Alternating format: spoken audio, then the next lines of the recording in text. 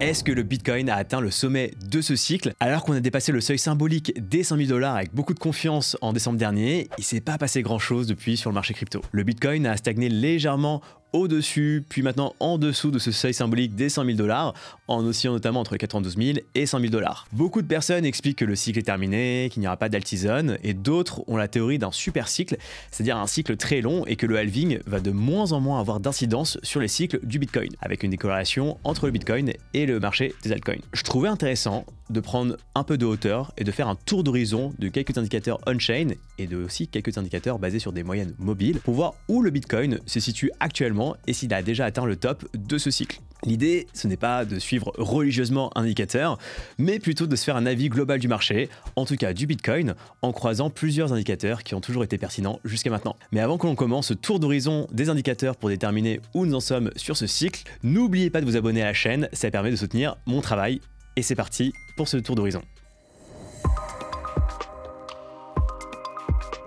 Alors, le premier indicateur, c'est le MVRV Z-Score. Et pour l'expliquer, je vais d'abord revenir sur le concept de Realized Cap et de Market Cap. Pour rappel, la Market Cap, elle est calculée en multipliant le prix actuel du Bitcoin par le nombre total de Bitcoin en circulation. La Realized Cap, elle, c'est un peu différent. C'est une métrique utilisée dans l'analyse on-chain qui prend en compte le prix auquel chaque unité de Bitcoin a été déplacée pour la dernière fois on-chain. Autrement dit, au lieu d'utiliser le prix actuel du marché pour valoriser chaque coin, la Realized Cap valorise chaque Bitcoin en fonction du prix auquel il a été acheté ou déplacé pour la dernière fois sur la blockchain. Donc si par exemple un Bitcoin a été changé en 2017 pour 10 000 $ et qu'il n'a pas bougé depuis, c'est-à-dire qu'il n'a pas été transféré vers un autre portefeuille, alors ce Bitcoin sera comptabilisé pour 10 000 $ dans le calcul de la Realized Cap. Là où dans le calcul de la Market Cap, il serait comptabilisé pour 100 000 $ si le prix actuel du Bitcoin est de 100 000 $. Alors pourquoi la Realized Cap, c'est un indicateur intéressant? D'abord parce qu'il y a une réduction de l'effet des coins dormants. Je m'explique.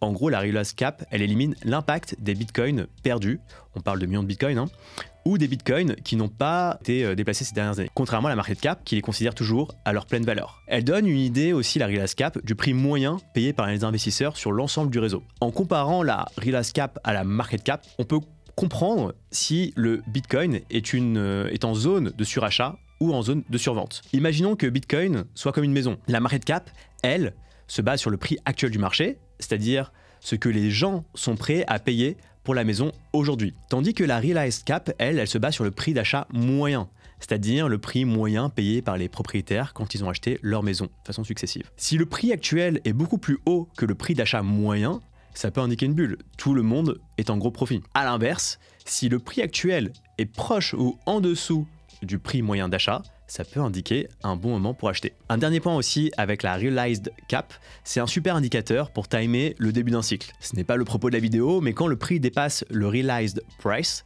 c'est-à-dire la Realized Cap divisé par le nombre de Bitcoin en circulation, c'est un bon indicateur de début de cycle. Maintenant que l'on a introduit le concept de Realized Cap, on peut expliquer enfin ce qu'est le MVRV Z-Score. MVRV, ça veut dire Market Value to Realized Value. Je vous mets à l'écran la formule pour calculer cet indicateur. Comment ça fonctionne? Le MVRV Z-Score regarde la différence entre le prix du marché et le prix d'achat moyen, c'est-à-dire entre la Realized Cap et la Market Cap. Il divise sa différence par l'écart type, c'est-à-dire une mesure de la volatilité, pour voir si l'écart est normal ou exagéré. Alors, comment l'interpréter ce Z-Score? Si le Z-Score est supérieur à 7, Bitcoin est en surchauffe. Le prix du marché est beaucoup plus haut que le prix d'achat moyen. Historiquement, c'est un signal de vente, comme on l'a vu en 2013, en 2017 et en 2021. On voit d'ailleurs que de cycle en cycle, le top, il est de moins en moins important. Peut-être que sur ce cycle, nous n'irons pas visiter cette fameuse zone rouge au-dessus des 7, mais nous sommes encore bien loin de cette fameuse zone rouge actuellement. On est limite plus proche de la zone verte. Si le Z-Score est compris entre 1 et 3, on est dans une zone saine, et c'est le cas actuellement. Le prix monte, mais reste raisonnable. C'est une période de croissance normale, c'est la période dans laquelle on se situe actuellement. Si le Z-Score est inférieur à 0, là c'est pas le propos de la vidéo, mais pour que vous le sachiez, le Bitcoin est alors sous-évalué et on a une potentielle belle opportunité d'achat. Un deuxième indicateur on-chain qui compare la market cap et la realized cap, c'est le NUPL pour Net Unrealized Profit and Loss. C'est un indicateur pour savoir si les investisseurs en crypto sont globalement en profit ou en perte. Je vous mets d'ailleurs à l'écran la formule pour calculer cet indicateur. L'idée de base, c'est la suivante. Si la plupart des gens ont acheté leur Bitcoin à un prix plus bas que le prix actuel, ils sont en profit latent. A l'inverse, si la plupart des gens ont acheté leur Bitcoin à un prix plus élevé que le prix actuel, ils sont en perte latente. Contrairement au MVRV Z-Score, le NUPL est un indicateur borné compris entre -1 et 1. En dessous de 0, on est dans une phase de peur extrême, de capitulation, et historiquement, cela a toujours été de bonnes zones d'achat. A l'inverse, au-dessus de 0,75, on est en zone d'extrême surchauffe, le risque de correction il est quand même assez important. Entre 0,5 et 0,75, comme on se situe actuellement, donc c'est la zone verte à l'écran, la majorité du marché est en fort profit, c'est la zone d'euphorie, d'avidité. Alors ce qui est marrant actuellement, c'est que j'ai pas l'impression que l'émotion qui domine le marché ce soit l'euphorie, bien au contraire. Comme le MVRV Z-Score, les zones de surchauffe, elles vont être de moins en moins importantes de cycle en cycle avec le NUPL. Et d'ailleurs c'est normal, je le répète, parce que le MVRV Z-Score et le NUPL se basent tous les deux sur les mêmes données, à savoir la Realized Cap et la Market Cap. Pour revenir sur la zone de surchauffe, donc c'est la zone qui est en bleu ici, et on voit que de cycle en cycle, en effet, ce top il est de moins en moins important. On allait vraiment l'effleurer sur le dernier cycle, et c'est intéressant d'ailleurs si on trace, comme vous pouvez le voir à l'écran, si on trace une résistance entre tous les tops du NUPL depuis le début du Bitcoin, on voit que l'on n'est pas encore allé toucher cette droite de résistance sur le cycle en cours, et donc il y a une marge de manœuvre à la hausse potentiellement. Pour contraster avec ce graphe, je trouve que c'est intéressant d'afficher le NUPL, mais uniquement pour les long-term holders, c'est-à-dire les holders qui détiennent du Bitcoin depuis plus de 155 jours, c'est-à-dire 5 mois. Et là on voit que l'on est rentré dans la fameuse zone bleue, la zone d'euphorie. Quasiment novembre, plutôt décembre, on y est dans cette zone. Ça fait pas très longtemps par rapport aux autres cycles, on pouvait y rester longtemps, mais on voit qu'on est quand même rentré dedans. Que concrètement, la majorité des investisseurs long terme ont de fortes plus-values latentes. Et donc on est plus sur une fin de cycle. La question c'est à quel point.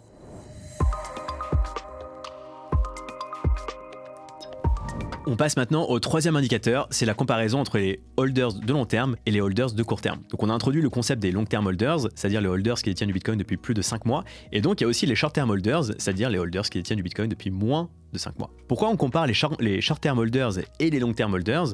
Alors, historiquement, les long-term holders, ils vendent moins souvent que les short-term holders, ce qui stabilise le marché. Les short-term holders, eux, sont plus sensibles aux émotions du marché, à la FOMO, à la panique, et ils vendent donc plus fréquemment, surtout en cas de volatilité. Des études on-chain montrent que plus un investisseur détient du Bitcoin longtemps, moins il est susceptible de le vendre. Après 155 jours, les coins ont statistiquement moins de chances d'être revendus. En comparant les short-term holders et les long-term holders, on peut comprendre la solidité du marché. Si les long-term holders possèdent la majorité des bitcoins, alors le marché est plus solide. A l'inverse, si les short-term holders détiennent une grande part de la supply, alors il y a plus de volatilité et donc un risque de correction plus fort. Si on se concentre sur les phases de marché, pendant le bull market, les short-term holders, en rouge ici à l'écran, ils vont détenir une part croissante de la supply, hop, comme on le voit ici, et comme c'est le cas d'ailleurs actuellement, car de nouveaux investisseurs achètent. Les long-term holders, eux, on le voit ici, ils commencent à vendre progressivement car ils encaissent leurs profits. Hop, ça a été le cas aussi sur 2021 et c'est le cas actuellement. En période de bear market, les short-term holders capitulent et vendent en perte. Hop, et on voit ici. Donc là, fin du cycle par exemple en 2021 et les short-term holders commencent à vendre. Et on voit ici en bleu donc les long-term holders qui commencent à accumuler et racheter les bitcoins aux short-term holders qui ont paniqué. Si on regarde les précédents cycles, les deux courbes rouge et bleu ont toujours réalisé une forme de cloche. Et pour le moment, on n'a pas encore eu cette cloche formée. Les short-term holders actuellement continuent d'accumuler, tandis que les long-term holders, la supply baisse, continue de vendre. Mais il n'y a pas eu encore cette fameuse cloche qu'on peut voir ici, et qu'on peut voir également là sur 2017. Passons maintenant au quatrième indicateur, c'est le Realized Price des Short-Term Holders. Le Realized Price des Short-Term Holders, c'est une métrique importante qui permet de voir à quel prix moyen les Short-Term Holders ont acheté leur Bitcoin. Si le prix du marché est supérieur au Realized Price des Short-Term Holders, alors ça veut dire que les Short-Term Holders sont en profit latent. Le marché est donc en bonne santé car ces investisseurs que sont les Short-Term Holders ne sont pas encore sous pression de vente. C'est donc un bon signal pour la continuité haussière tant que la demande reste forte. Comment ça se matérialise sur le graphique? La courbe rouge va jouer le rôle de support pour le prix du Bitcoin en noir. On le voit ici. Donc là, même si le prix en noir s'approche de la courbe rouge, on est toujours au-dessus pour l'instant. Par contre, si le prix du marché, donc le prix en noir, venait à passer sous la Realized Price des Short-Term Holders, alors les Short-Term Holders seraient en perte latente et beaucoup de short-term holders pourraient paniquer et vendre leur Bitcoin, exerçant donc une pression vendeuse sur le marché. Et si le prix reste en dessous du realized price des short-term holders pendant longtemps, cela peut indiquer une phase de marché baissière prolongée. Et c'est intéressant, on peut voir sur les précédents cycles, d'ailleurs, ça a été le cas ici. 2021-2022, à chaque fois qu'on est passé sous ce Realized Price des short-term holders, c'était vraiment annonciateur du bear market. Si on regarde donc le graphe pour l'instant, la courbe rouge, elle joue toujours le rôle de support, mais attention donc si ce support casse. Donc passons maintenant au cinquième indicateur, c'est le PEL Multiple.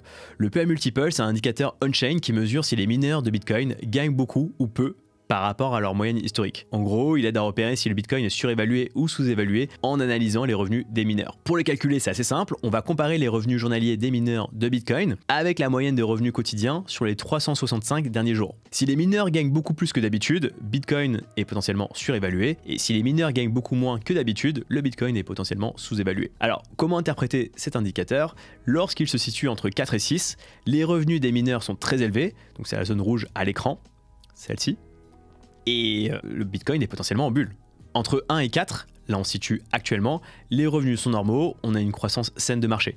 Et en dessous de 0,5, c'est la zone verte ici à l'écran, les revenus des mineurs sont très faibles, on est dans une phase de capitulation où le marché est sous-évalué. Si on regarde le graphe, on voit que de cycle en cycle, les tops réalisés par l'indicateur sont de moins en moins hauts, certes, mais il y a une grande marge avant d'aller s'approcher de la zone rouge. Alors je dis pas que sur ce cycle, on ira taper la zone rouge, parce qu'on voit que sur le précédent cycle, on l'a à peine effleuré ici, qu'on a fait un top, le premier top, mais il y a quand même une grande marge avant d'aller s'approcher de cette zone rouge. À vrai dire, on est plus proche de la zone verte que de la zone rouge. Donc les revenus des mineurs sont normaux actuellement. Maintenant qu'on a vu ensemble quelques indicateurs on-chain qui me semblent pertinents, je vous propose d'aller voir deux indicateurs basés sur des moyennes mobiles et que je trouve intrigants. On passe au sixième indicateur, c'est le Meilleur Multiple. Alors le Meilleur Multiple, c'est un indicateur simple qui permet de savoir si le prix du Bitcoin est trop cher ou trop bas par rapport à sa moyenne historique. Il est basé sur la moyenne mobile à 200 jours, c'est-à-dire le prix moyen du Bitcoin sur les 200 derniers jours. En gros, on va tout simplement diviser le prix actuel du Bitcoin par cette moyenne mobile à 200 jours, qui est un niveau technique très suivi par les investisseurs. L'idée c'est la suivante, si le prix du Bitcoin est bien au-dessus de la moyenne mobile à 200 jours, cela peut signaler une zone de surchauffe. A l'inverse, si le prix du Bitcoin est proche, voire en dessous de la moyenne mobile à 200 jours, cela peut signaler une belle opportunité d'achat à moyen terme. Alors, comment interpréter le Meilleur Multiple?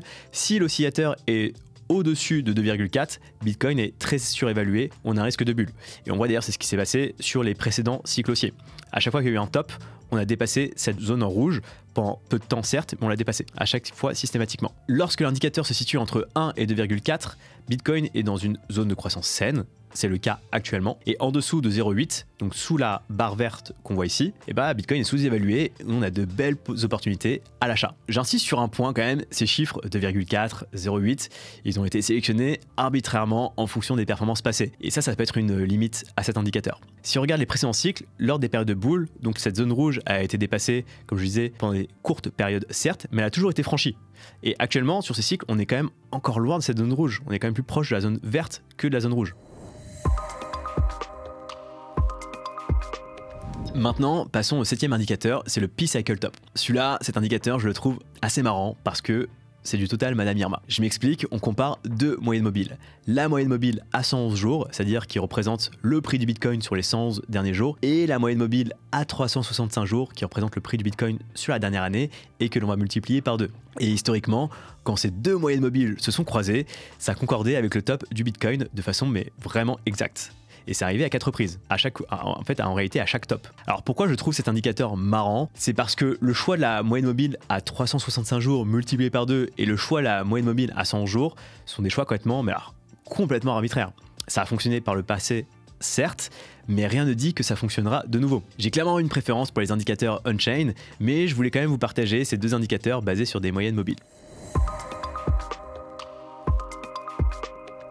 On a vu ensemble des indicateurs on-chain, des indicateurs basés sur des moyennes mobiles, et je vous propose un dernier indicateur bonus pour la route. C'est le CEO de la plateforme CryptoQuant, King-Young Ju, qui l'a publié. C'est un indicateur qui va analyser la fréquence de trading des particuliers, des investisseurs retail donc, sur le marché spot et les futurs pour comprendre la dynamique du marché et identifier si on est dans une phase d'euphorie ou non. On voit que sur les précédents cycles, on avait une activité importante du retail lors de la dernière phase du cycle haussier, lors des phases en rouge. Voilà, ici là, sur le cycle de 2017, après quand il y a une reprise suite au marché baissier, sur le cycle de 2021, et sur ce cycle, on n'a pas encore eu de momentum du retail. On voit que voilà, actuellement, ici, c'est quand même très gris. Alors peut-être que les conditions, la dynamique de marché ont changé, peut-être qu'il y aura moins de retail sur le marché crypto, mais ça reste intéressant de voir qu'il n'y a pas encore eu de phase où le retail est rentré massivement sur le cycle en cours. Voilà, j'espère que vous avez apprécié cette revue des indicateurs que je trouvais pertinent de partager avec vous. Si vous avez d'autres indicateurs en tête, n'hésitez pas bien sûr à les partager en commentaire et bien sûr abonnez-vous à la chaîne si ce n'est pas encore déjà fait. Je vous dis à très vite pour une nouvelle vidéo. Salut!